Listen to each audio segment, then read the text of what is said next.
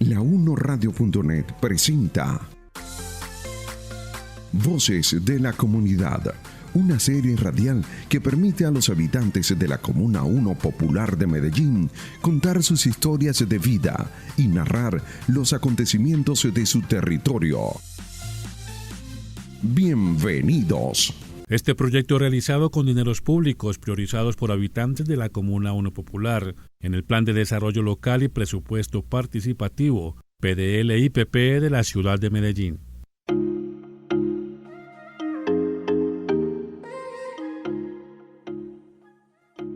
Comunitario saludo a quienes nos escuchan en www.la1radio.net. Les damos la bienvenida a la serie radial Voces Comunitarias. Los saluda Y. Winico Cano. Hoy tendremos el primer capítulo de 2 para hablar de una organización bastante representativa para la comunidad.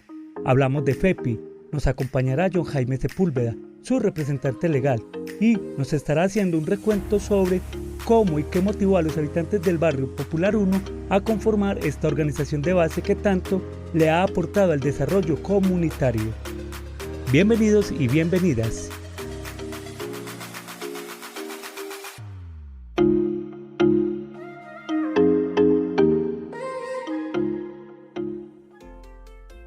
Este es tu programa, Voces de la Comunidad.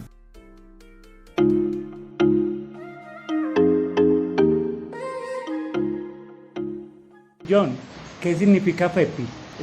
FEPI es Fundación para el Fomento de la Educación Popular y la Pequeña Industria, pero básicamente más o menos desde el 2013 o 2014, FEPI viene ahondando en todo un proceso cultural donde el énfasis es la formación cultural para el fortalecimiento de aptitudes vocacionales en términos artísticos y que ayude, a fomentar, entornos culturales que propicien el encuentro, la interacción, el fomento de capacidades y la interacción y crecimiento personal. Y en nuestra misión está también el fomento de la autoestima.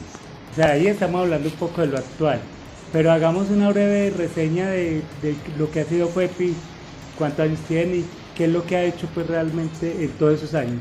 FEPI nace más o menos desde los años 1979 y nace básicamente con la intención de conformar grupos en son de fomentar ingresos a las familias.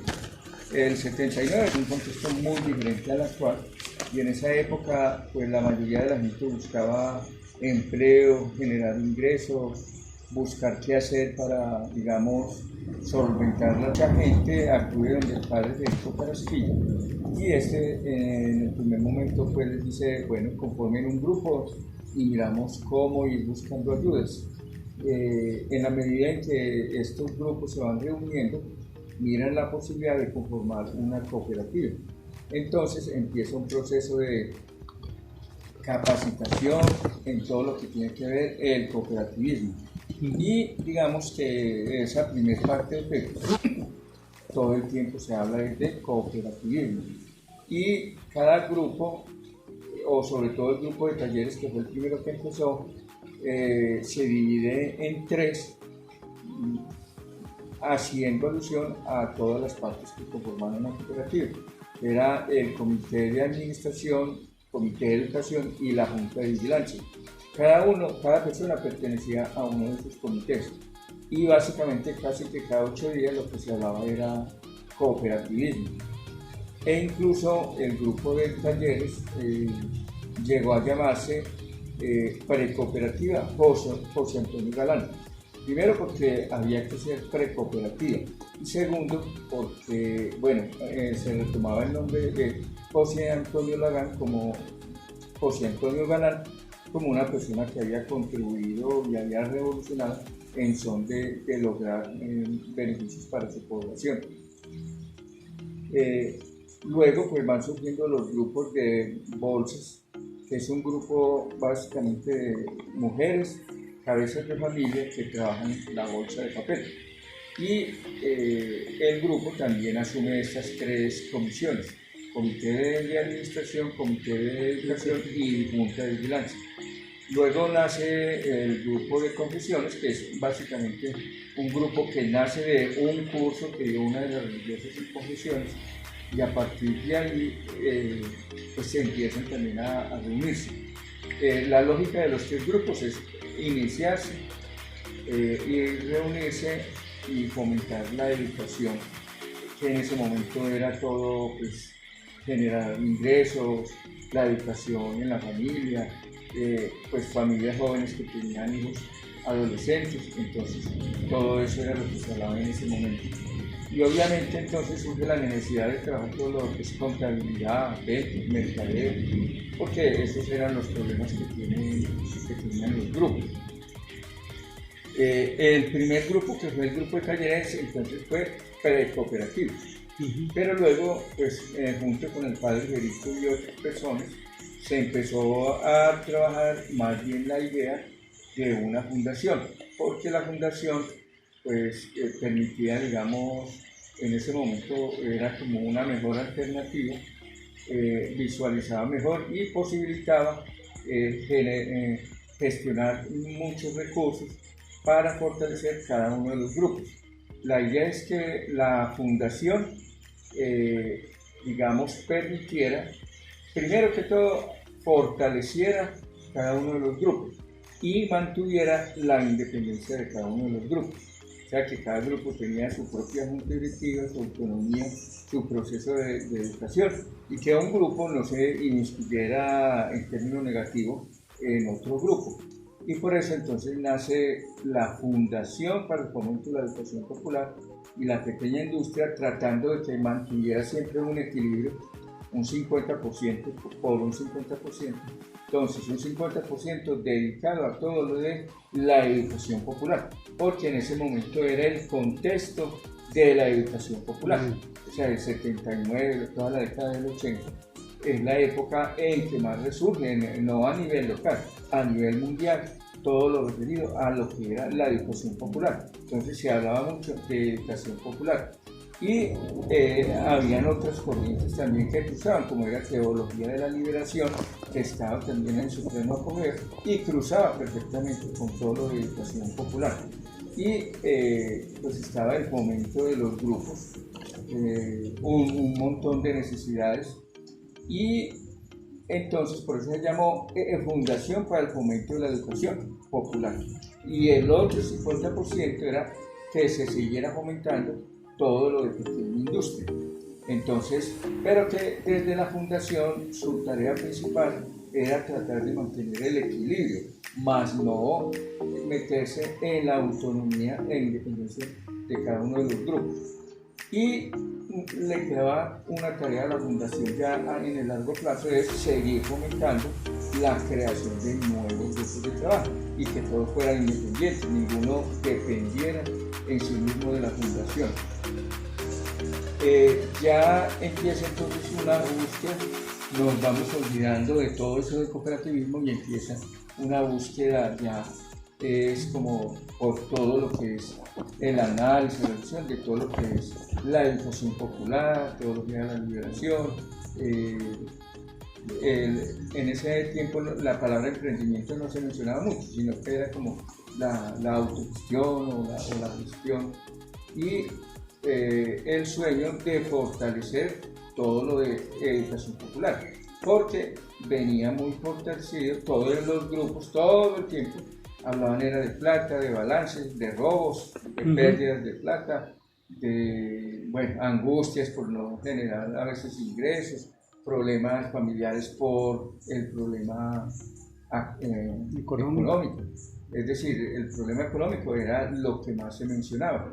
Y todas las capacitaciones que habían eran en términos de costos, de mercadeo, precisamente para fortalecer esa parte. Ahí va surgiendo entonces la necesidad de tener una sede. Entonces, lo primero es que se logra entonces obtener en el 83 la personalidad jurídica, que en ese tiempo no es como hoy en día. Hoy en día, en 15 días, uno puede tener una organización con personalidad jurídica, con cámara de comercio, con todo. En esa época, por ejemplo, en el caso nuestro demoró más o menos 5 años.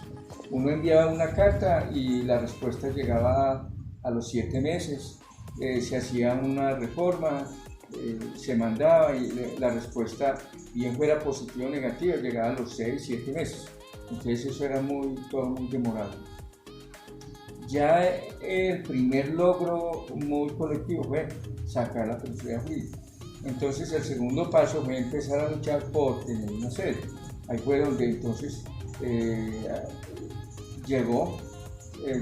se logró hacer contacto con Cebemo de Holanda y se le envió un proyecto que consistía en la construcción de una sede para los 3 grupos que había, que es esta en la que estamos, que bueno, es un proceso largo. Ya en el 85 se fue construyendo esta sede.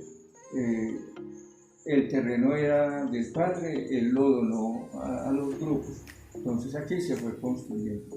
Cuando ya se construyó la sede, pues venía como otro reto, que era, bueno, ya estaba aquí un poco de edificio, que ese era darle vida, organizarlo para que hubiera pues oficinas, sillas para reuniones. Entonces ya implicaba empezar a conseguir, a pedir por donación, a ir consiguiendo todas esas cositas que ayudaban, digamos, a sostener. Y ya, digamos, los grupos que antes se reunían en salones de la parroquia, ya, digamos, los grupos se van trasladando, porque ya este salón permitía entonces las reuniones y permitía, sobre todo, pues, muchas charlas, conferencias de educación de los hijos y muchas inquietudes que la gente tenía en ese momento.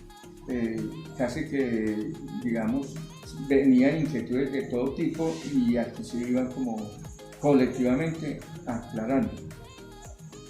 En la medida en que este se va consolidando, los grupos se van manteniendo, empieza entonces la necesidad de empezar a trabajar en como un segundo local que permitiera realizar más capacitaciones, ya no tanto como para estos 3 grupos, sino que se pudiera proyectar más al barrio, porque lo que se hacía solo beneficiaba a estos 3 grupos. Se envió nuevamente un proyecto a Cebemo y fue aprobado, y en el 89 entonces se empieza a construir, digamos, como el segundo local, que consistía básicamente en salones amplios y adecuados para todo lo que tuviese que ser capacitación. Se pensaba en ese entonces que todo fuera capacitación, artesanía, manualidades, culinaria, todo aquello que sirviera para, primero, fortalecer capacidades y segundo, que permitiera generar ingresos.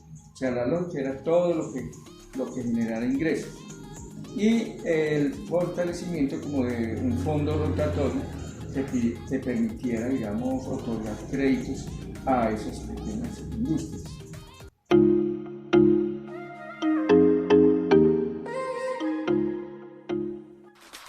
La1radio.net. Radio comunitaria te acompaña en todo momento. Les estamos presentando Voces de la Comunidad.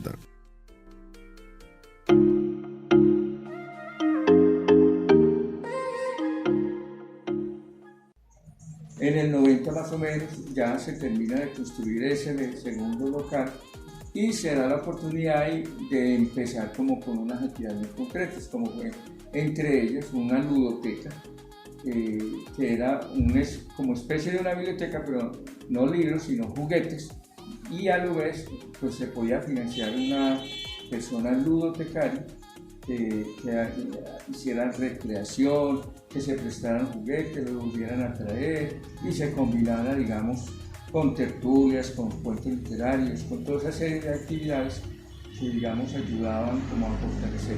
Y segundo, además pues de la ludoteca, se empezó con todo lo que fue capacitación en cerámica, panadería, culinaria, modistería, sastrería, que eran todos aquellos cursos que facilitaban capacidades a las personas en la lógica siempre de generar ingresos.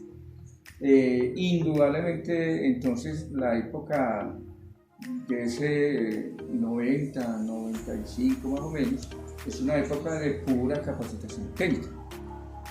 Y también pues se habían conformado, digamos, un grupo que se llamaba el Grupo de la Mujer, con temas muy enfáticos al tema referidos a la mujer, y un grupo, digamos, donde estábamos como todos los jóvenes en ese momento, donde se trabaja la formación social a distancia, que era un curso que hacíamos con el CINET y que era ya, digamos, algo más una formación política, formación social, donde se veían pues, todos estos fundamentos del trabajo social, de todo lo que implicaba pues, la educación popular, ya no solo como un sueño, sino ya en términos de estudio. Y pues como éramos, como todos los jóvenes que estábamos ahí, pues éramos todos muy estudiosos, además de que estábamos también pues estudiando. Del 95 en adelante empieza, digamos, un agotamiento como de toda esa parte y se empieza a hacer como evaluación, investigación, donde se ve que aunque mucha gente había participado en todas estas capacitaciones, pues realmente no se veían los ingresos reales.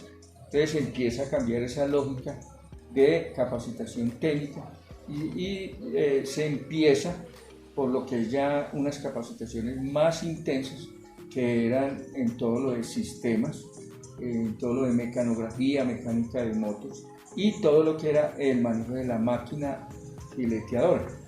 Aunque antes se enseñaba modestería, entonces aquí ya el enfoque es más industrial, o sea, potencial de mayor capacidades y ya no tanto de pronto con la idea de formar una microempresa, sino de meterse en el mercado laboral de Medellín, porque Medellín figuraba como la ciudad textil de todo Medellín. Entonces, digamos que también se viene un apogeo muy fuerte.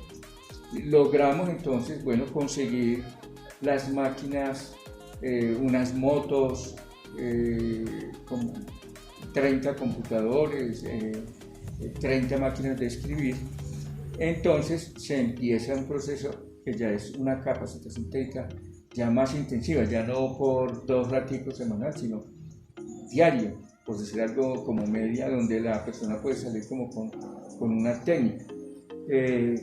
Y obviamente pues con instructores se fortalece y se empieza a fortalecer también mucho todo el área infantil, todo lo que es danzas infantiles, danzas juveniles, teatro infantil, teatro con adultos, chirimía, eran los primeros pasos del proceso del hip hop.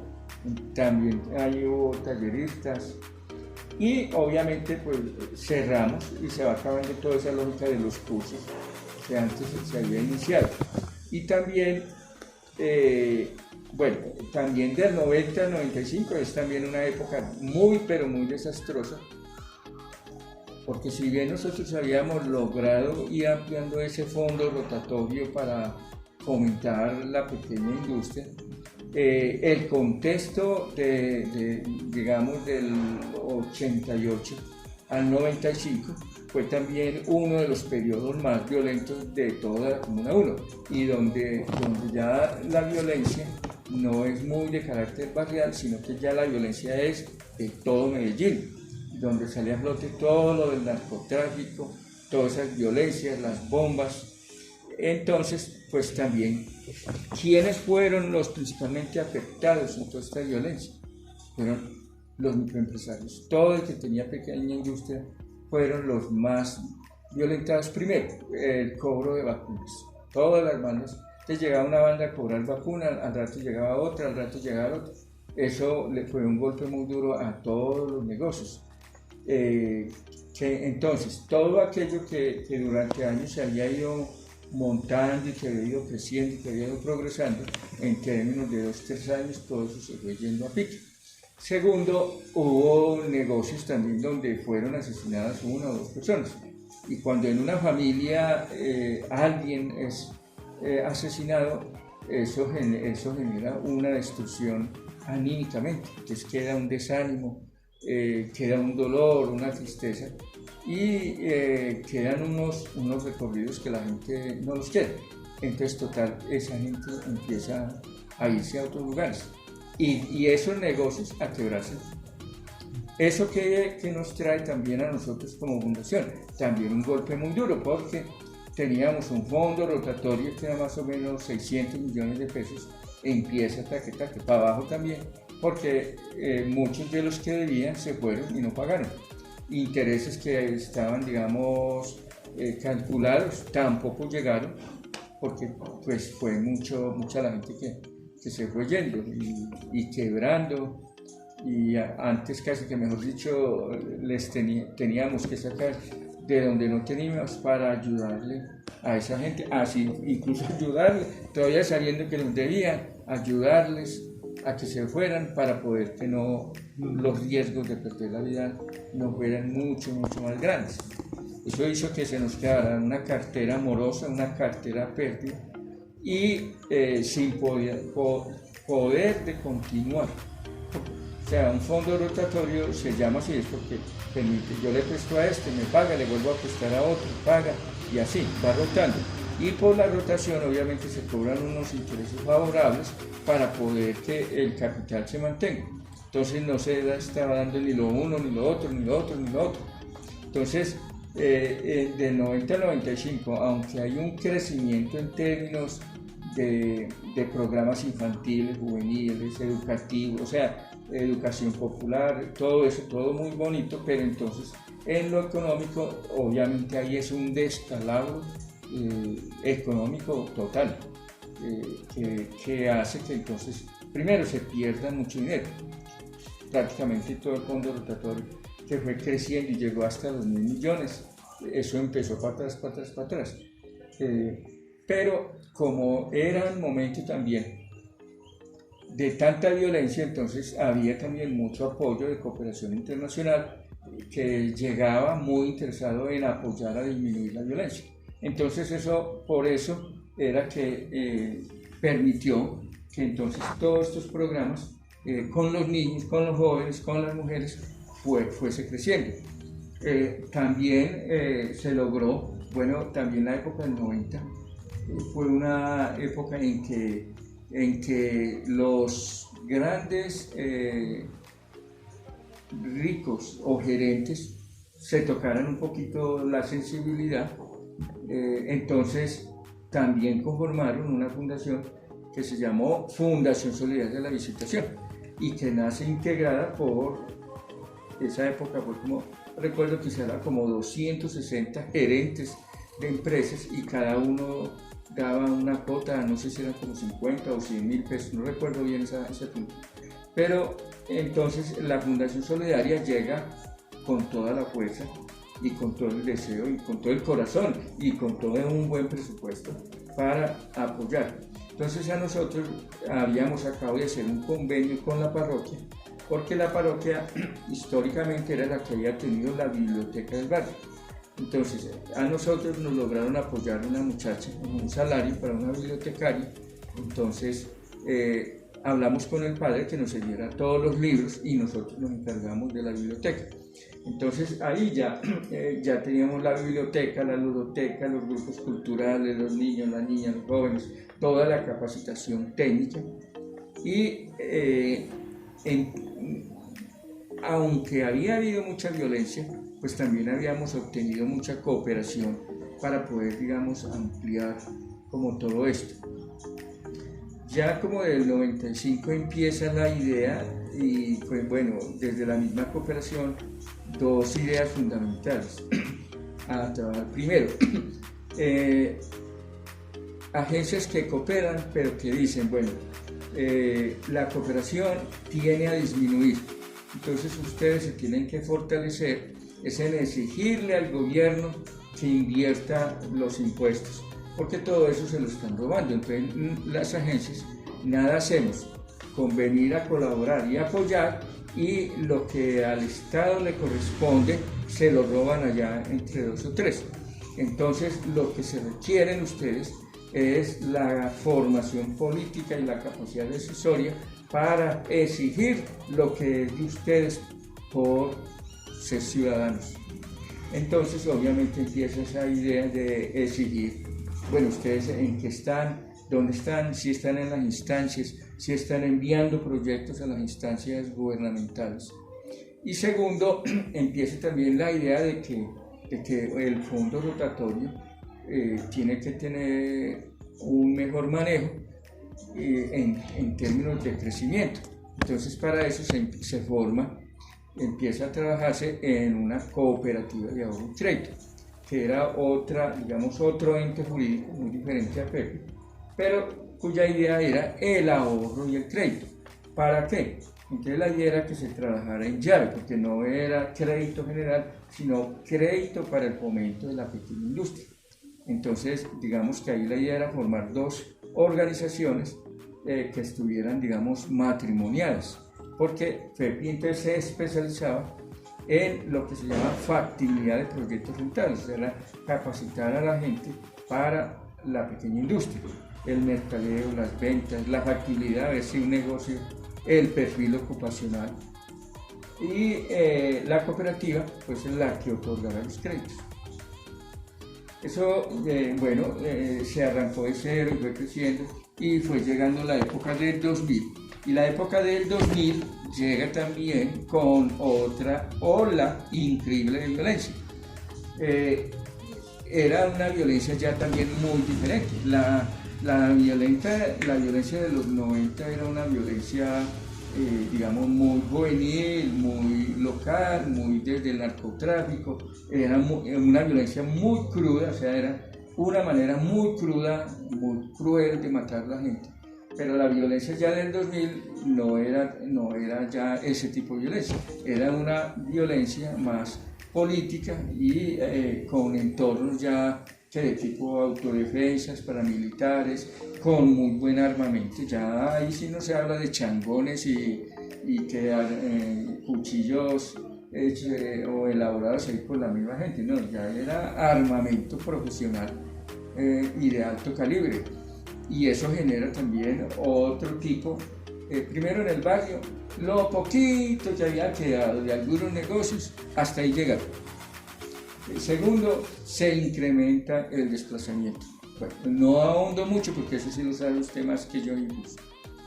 Todos esos factores ya de tipo incluso ya nacional, el paramilitarismo, que son cosas que no fueron cosas ni nacidas aquí, ni incubadas acá, sino que fue algo que se dio a nivel nacional, que se dio el desplazamiento, bueno, y que eso, bueno, es otro campo muy grande. Nosotros nos seguíamos, la cooperativa, digamos, indudablemente, aunque muchos de nuestros compañeros estaban ahí, indudablemente fue teniendo un mal manejo. Lo que hizo, primero, que no se cumpliera eso de crecer el fondo rotatorio. Segundo, que fue una hija de FEPI, pero una hija que se acaba sola y acaba con todo su alrededor. Se crean una cantidad de malos manejos, malas relaciones personales, malos líos de un lado a otro, total que eso se va acabando y no deja sino problemas de mediano y largo plazo. ¿Qué se logra sostener? Lo que FEPI venía realizando ya con mucho énfasis, que era todo pues, lo cultural. Se logran mantener algunos cursos y se quitan otros, como se quitó de insofacto, por ejemplo, el de mecánica de motos, porque si bien nosotros teníamos toda la intencionalidad de fortalecer capacidades, de que los jóvenes estuvieran agrupados, integrados, fomentaran ingresos, montaran talleres de mecánica, resultó de que nosotros estábamos incubando una empresa, pero de robo y de maldad, porque estos jóvenes eran jóvenes obviamente del barrio y los que más venían eran algunos que estaban vinculados a bandas y que les dijeron: necesito que usted se especialice en ese taller, que aprenda harto de mecánica de moto para poder luego montar un taller de robo de motos y hacer todo eso que es dañan una y arman otra, o se roban 5 y arman otra. Entonces, en vez de estar ayudando, estábamos, mejor dicho, nosotros mismos resultamos apoyando el crimen y el robo, y de buen corazón, ¿cierto? Eso hubo que acabarlo. Entonces logramos mantener todo lo de sistemas, porque eso sí, en ese momento, eso era una innovación total, aquí, ¿cierto? En este medio donde eso, tener un computador, eso era inimaginable. También lo de máquina plana y fileteadora, indudablemente fue el curso que más capacitó mujeres. Es decir, cuando empezó eso, era una jornada de 7 de la mañana a 3 de la tarde, y cada 2 horas estaban rotando, entraban unas, salían otras. Y como eran máquinas industriales, primero salían muy bien capacitadas porque había una instructora muy versada en eso. Segundo, porque eran mujeres pobres y con unas necesidades enormes. O sea, ellas sabían y tenían muy claro a qué venían. Y obviamente esas mujeres salieron y lograron, en su mayoría, o sea, de 1000 mujeres que se capacitaban, yo diría 900 se lograron incursionar en empresas. Y 100 de pronto, unas no continuaron, otras en tallercitos y luego se retiraron. Pero en su mayoría fue el curso que mejor. Ya digamos que con esa violencia del 2000, 2003, que fue tan brava, pues a nosotros nos permite consolidarlo, mantenerlo cultural, y empieza a disminuir pues mucho la cooperación para nosotros, a raíz también de lo de la cooperativa,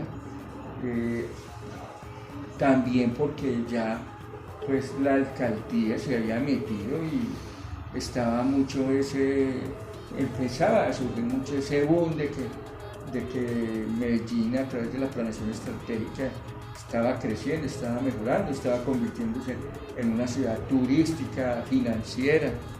Entonces ya desde la cooperación, esto como que va muy bien, entonces pues ¿para qué seguimos ahí?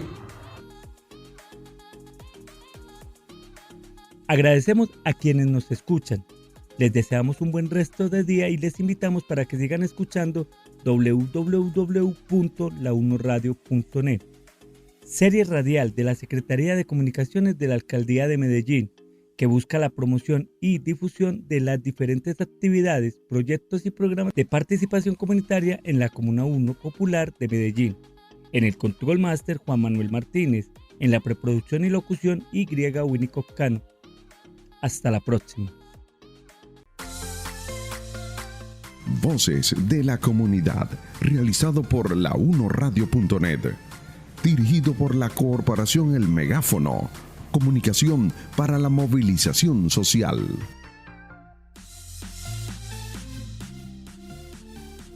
Este proyecto realizado con dineros públicos priorizados por habitantes de la Comuna 1 Popular, en el Plan de Desarrollo Local y Presupuesto Participativo, PDL-IPP de la ciudad de Medellín.